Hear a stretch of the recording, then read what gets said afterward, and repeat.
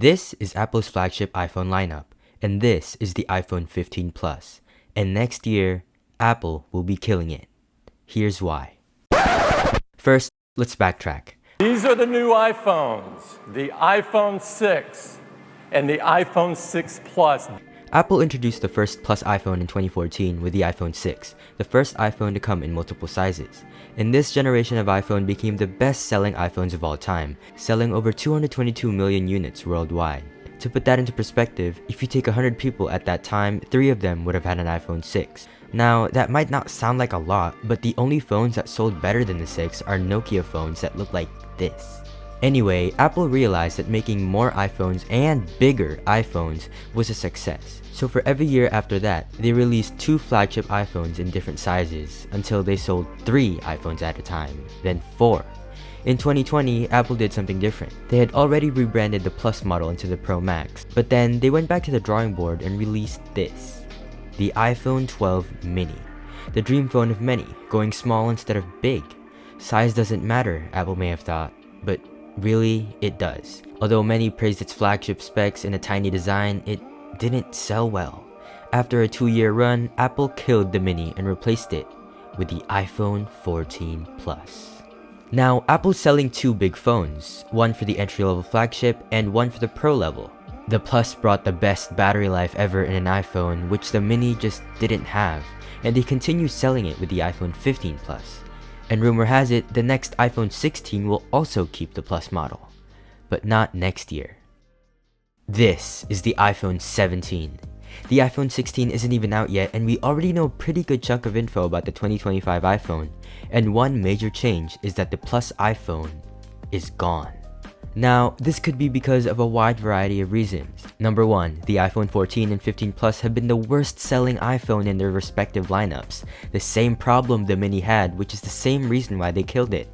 Number 2, the Pro Max. The iPhone 15 Pro Max is the most expensive iPhone Apple sells today, yet it's still the best selling iPhone Apple makes right now. And that may be because Apple users tend to care about what other people think and want others to think they're superior, or they just want the best of the best. And number 3, which you could be thinking, Apple realizes that it sells too many iPhones. Just look at the lineup today.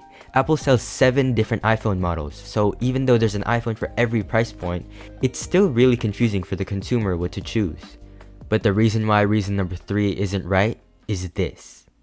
The iPhone 17 Slim. According to the information, this is why Apple is killing the Plus model iPhone to replace it with an all-new model, which, as you can infer from the name, will employ a much thinner design than any other iPhone yet.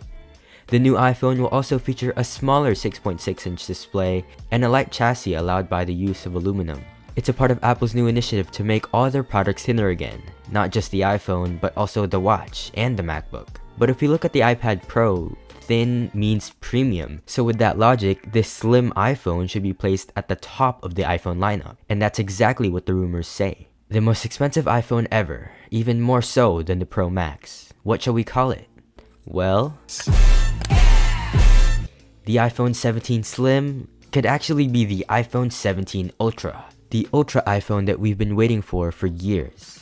And it will join this even more confusing lineup of flagship iPhone, the iPhone 17, the iPhone 17 Pro, and the iPhone 17 Pro Max. Now, why would Apple have its most expensive iPhone not be the biggest? Well, they've done it before. The iPhone X was released in 2017, and it wasn't the biggest iPhone at the time. That title went to the 8 Plus, but the X still offered the most advanced tech Apple could offer. Now, I have a theory on why Apple is making this move. When they replaced the iPhone mini with the Plus model in 2022, it effectively placed it just $100 under the Pro, which, although had a smaller screen and worse battery, offered so much more features like a faster chip, an extra camera, ProMotion, and so much more for just $100 more. And the Pro Max, which offered a bigger screen and way better battery life, was just $100 more after that. So Apple may have just been upselling customers this whole time, which could have been the entire point of the Plus lineup. With the introduction of this new Slim or Ultra model at the top of the line, it's more than likely that Apple will place it in their lineup just a little bit over the Pro Max, say $1,299, just to push you to get the more expensive model. I mean, that's the goal, right? Apple wants you to spend all your money on their products, and this new iPhone is really just another way to get you to do that. And best believe I will fall for it. Will you?